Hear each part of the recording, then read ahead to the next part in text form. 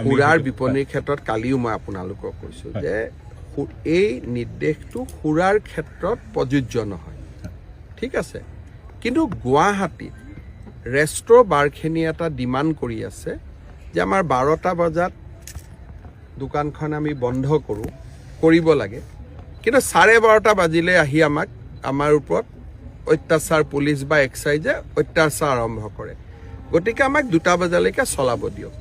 কালিও মই কৈছোঁ যে এইটো ক্ষেত্ৰত আমি সিদ্ধান্ত লোৱা নাই, আমি বিবেচনা কৰিম। কিন্তু ইয়াৰ আৰু তাৰ দুটা ইছ্যু বেলেগ বেলেগ। 24 ঘণ্টা দোকান খোলাৰ লগত সুৰাটো আপোনালোকে লিংক কৰি দিলে যোৱাকালি, সেইটোতো ময়ো বুজি নাপালোঁ।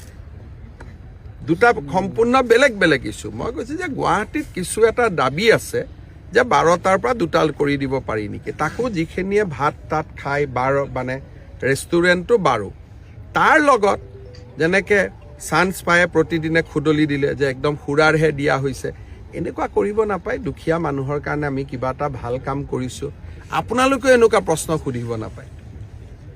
এই যে মানসিকতাটো, মইতো কৈছোঁ যে অসমৰ পৰিৱৰ্তন হ'লে মানসিকতাৰ পৰিৱৰ্তন হ'ব লাগিব।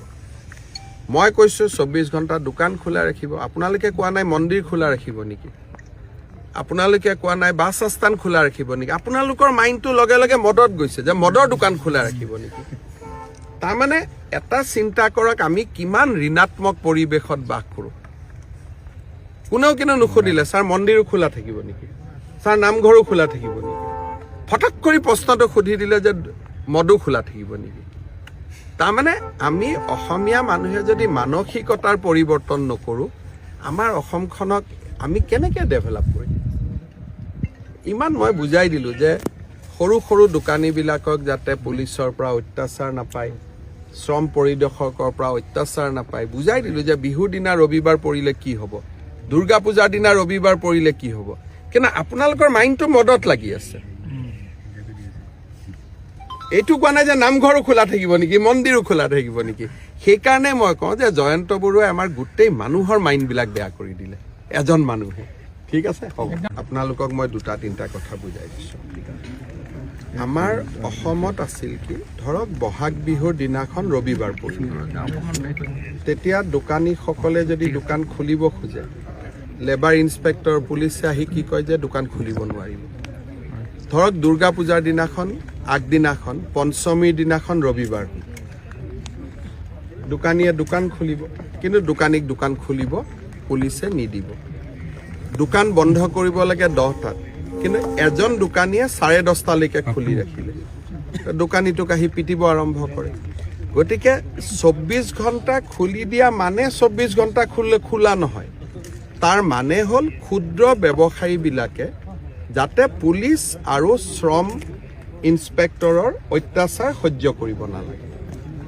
ইয়াতে কোনেও এতিয়া ডিব্ৰুগড়ত মই খোল বুলি ক'লে 24 ঘণ্টা কোনোবাই দোকান খুলিব নেকি।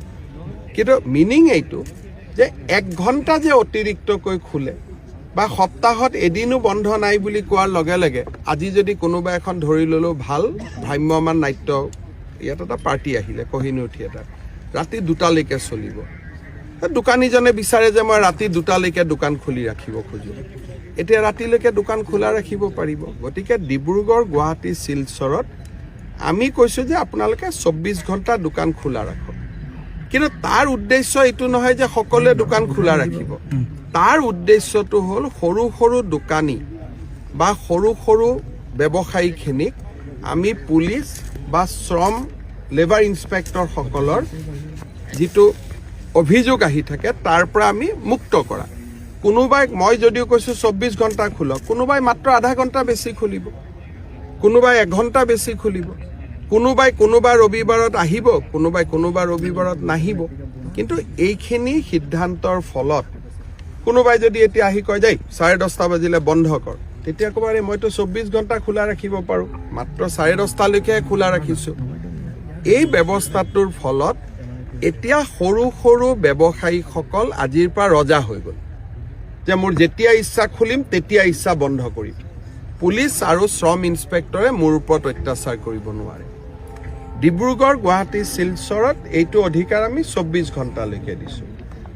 বাকী মিউনিচিপালিটিবিলাকত ৰাতি 2টা বজালৈকে দিছোঁ, আৰু গাঁৱত আমি 11 বজালৈকে দিছোঁ।